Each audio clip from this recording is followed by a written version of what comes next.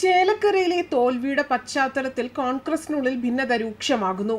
സ്ഥാനാർത്ഥി നിർണയത്തിലെ പാളിച്ചയാണ് തിരഞ്ഞെടുപ്പ് തോൽവിയുടെ പ്രധാന കാരണമെന്ന ആരോപണമാണ് ഒരു വിഭാഗം കോൺഗ്രസ് നേതാക്കൾ ഉന്നയിക്കുന്നത്.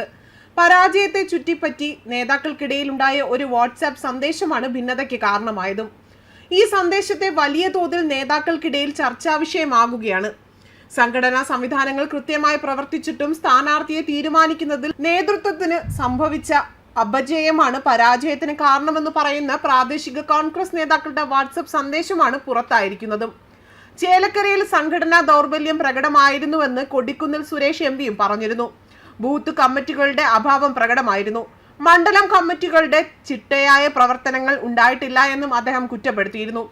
CPM എണ്ണയിട്ട യന്ത്രത്തെ പോലെയാണ് പ്രവർത്തിച്ചത്. കോൺഗ്രസ് പലയിടത്തും തിരഞ്ഞെടുപ്പ് പ്രഖ്യാപനത്തിനു ശേഷമാണ് ബൂത്ത് കമ്മിറ്റികൾ പോലും പുനർസംഘടിപ്പിച്ചത്. തോൽവിയിൽ കൃത്യമായ അന്വേഷണം വേണമെന്നും കൊടിക്കുന്നിൽ സുരേഷ് പറഞ്ഞിരുന്നു. അതേസമയം പാലക്കാടിനേക്കാൾ മികച്ച സംഘടനാ പ്രവർത്തനമാണ് ചേലക്കരയിൽ നടന്നതെന്ന് പ്രതിപക്ഷ നേതാവ് VD സതീശൻ പറഞ്ഞു. സ്ഥാനാർത്ഥി നിർണയത്തിൽ അപാകതകൾ ഉണ്ടായിട്ടില്ല. സംഘടനാ ദൗർബല്യങ്ങൾ കൃത്യമായി പരിശോധിക്കുമെന്നും VD സതീശൻ വ്യക്തമാക്കിയിരുന്നു. അതേസമയം കലകം മൂർച്ഛിച്ച് നിൽക്കുന്ന സാഹചര്യത്തിൽ ചേലക്കരയിലെ പ്രചരണങ്ങളിൽ വീഴ്ചയുണ്ടായിട്ടില്ല എന്ന് വ്യക്തമാക്കിക്കൊണ്ട് VD സതീശൻ രംഗത്ത് വന്നിരുന്നു.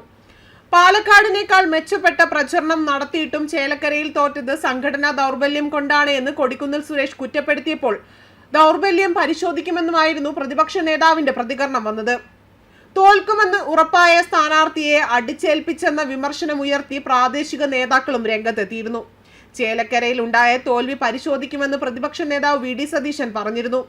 ചേലക്കരയിലെ പരാജയവും വയനാട് പാലക്കാട് വിജയങ്ങളും പരിശോധിക്കും. നേതൃത്വമാണ് സ്ഥാനാർത്ഥിയെ തീരുമാനിച്ചത്. നേതൃത്വത്തിനും അതുകൊണ്ട് ഉത്തരവാദിത്തമുണ്ടെന്നും രമ്യ ഹരിദാസ് അവിടെ MP ആയിരുന്ന ആളാണ്. രമ്യ ജയിക്കുമായിരുന്നെന്നാണ് കരുതിയതും. ചേലക്കരയിൽ തന്റെ കണക്ക് തെറ്റിയെന്നും എന്നാൽ പ്രചരണത്തിന്റെ വീഴ്ചയുണ്ടായിട്ടില്ല എന്നും അദ്ദേഹം വ്യക്തമാക്കി. ഇപ്പോഴില്ലെങ്കിൽ ഇനിയില്ല എന്ന ക്യാമ്പയിൻ തിരഞ്ഞെടുപ്പ് പ്രഖ്യാപനം വരുന്നത് 2 മാസം മുൻപേ 177 ബൂത്തുകളുമെത്തി നേതാക്കൾ നടത്തിയ പ്രവർത്തനം മുതിർന്ന നേതാക്കൾ തന്നെ പഞ്ചായത്ത് ചുമതല ഏറ്റെടുത്തു. എന്നിട്ടും തോറ്റതിന്റെ അമർഷമാണ് ചേലക്കര കോൺഗ്രസിന്റെ മണ്ഡലം വാട്സാപ്പ് ഗ്രൂപ്പിൽ കാണുന്നതും.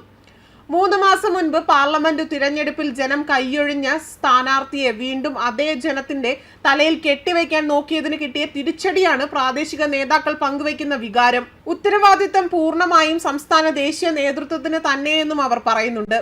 എന്നാൽ ജില്ലയിലെ സംഘടനാ ദൗർബല്യം തിരിച്ചടിയായെന്നാണ് KPCC ഉപാധ്യക്ഷന്റെ വാദം വന്നിരിക്കുന്നതും. അതിനിടെ ജില്ലയിലെ ചില നേതാക്കൾക്കെതിരെ KPCC നേതൃത്വത്തിന് പരാതി പോയതായും സൂചന ലഭിച്ചിരുന്നു.